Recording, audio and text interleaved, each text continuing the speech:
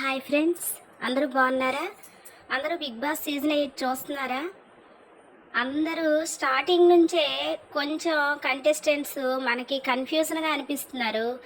ఏ contestant కూడా ఒక రకమైన ఇంపాక్ట్ని క్రియేట్ చేయలేకపోయారనే నాకు అనిపిస్తుంది.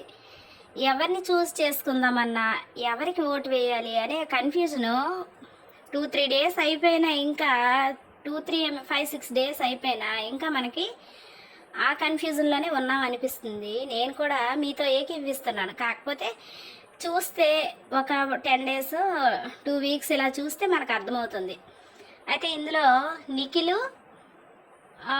నిఖిలు నెక్స్ట్ యష్మి వీళ్ళంతా గ్రూప్గా ఆడుతున్నారు అనిపిస్తుంది. ఈ మణికంఠ 24 అవర్స్ నేను చాలా కష్టపడిపోయాను, నేను ఇబ్బంది పడుతున్నాను, ఈ గోల. ఇంకా నాకు అనిపిస్తుంది వీళ్ళందరిలో కిరాక్ సీత చాలా బాగా ఆర్గ్యూ చేసింది అనిపిస్తుంది. సోనియా మరొక రతికలా కనిపిస్తుంది.